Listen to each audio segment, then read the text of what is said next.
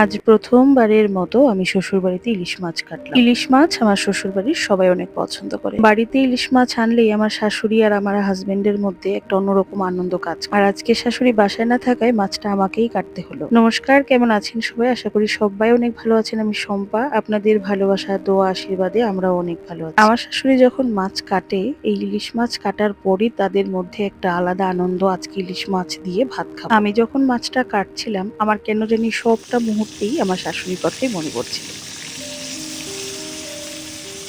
হয়তো আমার কোনো পছন্দের খাবার তৈরি করার সময় তারা আমার কথাই মনে পড়ে। সামান্য নুন হলুদ মাখিয়ে মাছটাকে রেখে দিয়েছিলাম ১০ মিনিট মতো। তারপরে এই যে ভেজে নিলাম। আমি এই মাছ ভাজার তেলের মধ্যেই একটা মসলা রেডি করব, আর সেই মসলাটা তোমাদের সাথে শেয়ার করব। সরিষা পাতুরি করার জন্য সরিষা বাটা দেওয়ার আগে আমি কিছু মসলা এখানে অ্যাড করেছি। সেটার মধ্যে আদা বাটা, জিরে বাটা, সাথে একটু কাঁচামরিচ বাটা তো আছেই। আর এই সবগুলো দিয়ে এক কোয়া রসুনও বেটে দিয়ে দিয়েছি এটার মধ্যে। তারপর আমি মাছগুলোকে দিয়ে দেব। আর এই মাছ সমেত মশলাটাকে অনেকটা সময় ধরে আমি একটু জাল করে নিব। রান্না করার পাত্রটা একটু ছোট হয়ে গিয়েছিল, তখন ভাবলাম অ্যাডজাস্ট করে নিতে হবে। তারপর আমি ওই যে সরিষা বাটাটা করলাম ওইটাই দিয়ে দেব। আর এই সরিষা বাটার মধ্যে আমি একটুখানি কাঁচা লঙ্কা, যে সেটাও তো দিয়েছি ব্লেন্ডারে, আর সাথে একটু আলাদা করে কাঁচা লঙ্কাও দিয়ে দিলাম। খুব ভালো একটা স্মেল আসছিল, যেটা ভিডিওতে আসলে পাওয়া যাবে না। আপনাদের সাথে গল্প করতে করতে আমার রান্নাটাও শেষ হয়ে গেল। চলুন এবার খাবার টেবিলে দেখি আমার শাশুড়ি কি কমপ্লিমেন্ট দেয় আমাকে। সত্যিকার অর্থে বাড়ির কোনো রান্না করার সময় যে রান্নাটা যে খেতে পছন্দ করে তার কথাই হয়তো সবচাইতে বেশি মনে করে। আর এভাবেই জীবনের রং বদলে যাবে, জীবন আবার নতুন রঙে সাজবে। এভাবেই হয়তো পরিবারটা আবদ্ধ হবে একটা নতুন বন্ধন।